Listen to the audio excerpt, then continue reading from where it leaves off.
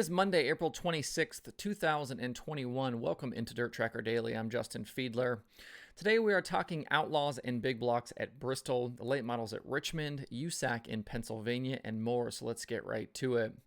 The much-anticipated World of Outlaws Sprint Car Series weekend at Bristol Motor Speedway is in the books, and I think it went just about as well as we could have hoped for. There were insane speeds, some good racing, and no major incidents. I think it was a major credit to the drivers and teams for keeping things clean on the track and for bringing cars that were well prepared and ready to handle the speeds and loads the track was going to put on them. In the end, it turned into a banner weekend for David Gravel and his Big Game Motorsports team. On Friday night, it was a complete sweep for Gravel, with him getting quick time and a new track record, a heat race win and dash win, and the feature win. Aaron Reitzel tried to track him down from ninth, but a late caution allowed Gravel to drive away to his second win of the year. Reitzel was second, Carson Macedo third, Sam Hafertepe fourth, and Donnie Schatz finished fifth. Saturday's program was moved to Sunday afternoon because of weather, and we were treated to another track record and late race drama. Earlier in the day, Sam Hafertepe bested Gravel's lap from Friday night, lapping Bristol in a time of 13.326 seconds at 142 miles an hour. Just insane speeds. With Saturday's rain, you knew things would be fast on Sunday, and were they ever. For the feature, Logan Shoehart dominated most of the 25-lap main event, but his terrible string of luck continued. David Gravel passed him with 2 laps left, and then Shoehart suffered a mechanical failure running second. He finished 19th. Out front, Gravel drove away to $25,000 and the weekend sweep, with Donnie Schatz second, Aaron Reitzel third, Gio Scelzi fourth, and Paul McMahon in fifth. Leaving the weekend, it's not hard to say David Gravel was the big winner. 2 wins in difficult circumstances showed yet again just how good of a driver he is. You needed to leave your fear at home this weekend if you were going to be successful, and Gravel certainly did that, setting the track record on Friday and running up front all weekend long. But in the bigger picture, the 2 wins have vaulted him back towards the top of the standings. Brad Sweet continues to lead the points, but Gravel is now up to second, just 60 points behind. An 8th place on Friday and an 11th on Sunday allowed both Gravel and Carson Macedo to close the gap on Sweet. Macedo now has 7 straight top 8 finishes and is suddenly the hottest Outlaw driver with an average finish of 4.8 over his last 5 races. Donnie Schatz also had a very good weekend with a 5th on Friday and a 2nd on Sunday. He broke his string of 5 straight finishes outside the top 10. He's still gone 22 races without an Outlaw win, but this weekend he looked much closer to career win 300 than he has in several weeks. Going in the wrong direction, though, is Logan Shoehart. His last 4 finishes are 22nd, 19th, 20th, and 19th, and he's fallen to 6th in the standings, 150 points behind Sweet.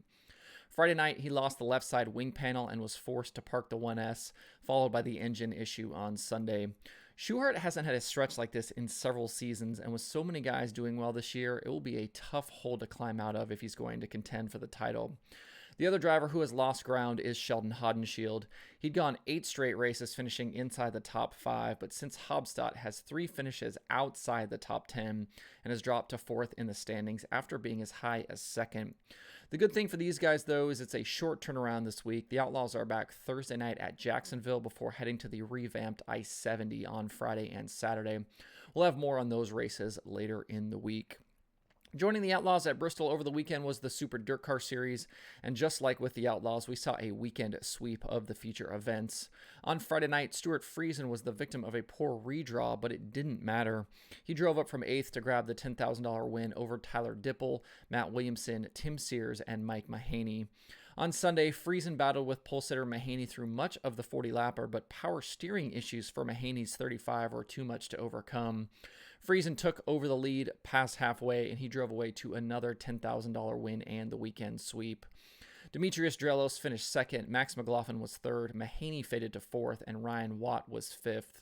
With 3 wins in 3 races so far, Friesen is the points leader by 43 over Mahaney, but with his other racing commitments, he won't be able to stay there all season. Billy Decker, Tim Sears Jr., and Matt Shepard round out the top 5. The big blocks are back in action next Tuesday, May 4th at Bridgeport Motorsports Park in New Jersey. The World of Outlaws Late Model Series lost their Saturday show at Brush Creek Motorsports Park to weather, but they did complete the Friday show at Richmond Raceway. 29 cars were in attendance at the Kentucky Bull Ring, and many of the same storylines we've been talking about with the Outlaws continued. A series regular didn't win, Brandon Sheppard wasn't a factor, and Kyle Strickler's struggles continued. Tim McCready took advantage of a front row starting position to grab the lead at the start, and he led wire to wire to take his first Outlaw win of 2021 and the 33rd of his career. Pole sitter Chris Madden finished second, Scott James was third, Ricky Weiss fourth, and Tyler Bruning continued his solid season, finishing fifth.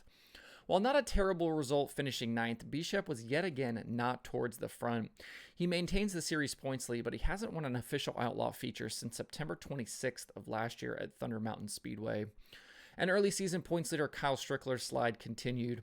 Since leaving Volusia, he has 7 straight finishes outside the top 10, including a 22nd on Friday night at Richmond. He and Chris Madden are now tied for second in the standings, 46 points behind Sheppard. As I talked about last week, Madden is looking like a real challenger so far.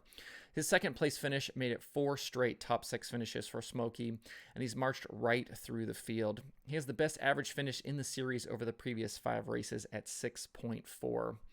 Through 11 features so far, only 3 have been won by World of Outlaws full-timers and only by 2 different drivers. Strickler has 2 and Madden has 1.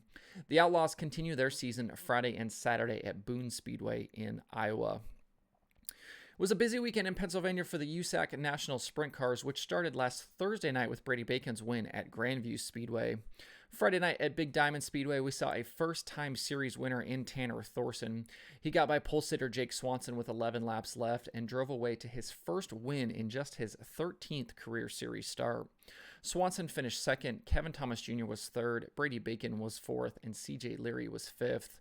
Chris Wyndham's top 10 streak came to an end at 21 straight races with an 11th place result. Thorson entered the night with 3 straight top 8 finishes, so this win wasn't surprising. It was a great run for Swanson, who initially wasn't coming to Pennsylvania because of engine issues. He partnered with Joe Daming, and it worked out in a big way. He finished the weekend with 4 top 10 runs. Saturday at Bristol Motor Speedway, CJ Leary grabbed the lead from pole sitter Matt Westphal on the opening lap and led the rest of the way for his first victory of 2021. Justin Grant finished second, Chris Wyndham was third, Alex Bright hard charged from 16th to finish fourth, and points leader Brady Bacon finished fifth. Sunday at Path Valley turned into a battle between Friday and Saturday's winner, Tanner Thorson and CJ Leary. Thorson led early from the outside pole, but things got wild near halfway. The 2 traded sliders for 3 laps, with Leary officially leading laps 19 and 20. On lap 21, Thorson's slider attempt into turn 1 didn't clear Leary, and the 2 made contact, with Leary getting shuffled back and Thorson assuming the lead. It was only a short time later that Leary ended up over the turn 3 cushion, and contact from KTJ ended Leary's day. He finished 20th. Out front, nobody could track down Thorson, and he drove away to his second win in 3 races. Justin Grant was second, KTJ third, Alex Bright went 18th to 4th, and Brandon Maddox finished 5th. With the Pennsylvania weekend complete, Brady Bacon maintains the points lead by 23 over Justin Grant. Kevin Thomas Jr., Tanner Thorson, and CJ Leary finish out the top 5. The sprint cars are back May 7th and 8th at Eldora for the Let's Race 2 weekend. In other late model action this weekend, Jonathan Davenport overcame a flat tire and outdueled Devin Moran on a green-white checkered finish to take the $8,000 win in the first race at the newly revamped West Virginia Motor Speedway. Moran, Drake Troutman, Colton Flinner, and Ed Schumann rounded out the top 5. Ross Bales grabbed a Carolina Clash win at Livonia. Mark Whitener was the winner on Saturday at Alltech, and Dan Stone won the Super Late Model feature Sunday at Sealands Grove. For more on the late model weekend, check out DirtOnDirt.com. And other weekend open wheel action, Zeb Wise was the winner at Attica on Friday night. Cy Lynch won at Lernerville. Shane Golobic grabbed 2 wins Friday at Ocean and Saturday at Petaluma with the Sprint Car Challenge Tour. Lucas Wolf won at Williams Grove for his first track win since 2019. Bill Baylog won the IRA opener at Beaver Dam. Austin McCarroll won the 410 Weekly Show at Knoxville. Damian Gardner won the USAC CRA show at Paris. Tyler Ross was the winner at Lincoln. Steve Buckwalter at Port Royal. Brent Marks won in his own car at Sealands Grove. And Emerson Axum and Dazen Persley won the Power Eye Midget features at Lucas Oil and Valley Speedway. For more weekend open wheel winners, check out tjslideways.com. The only thing on the streaming schedule today is Flow Racing 24/7. To see the full daily streaming schedule with links to watch, visit DIRTRACKR.com/watch tonight.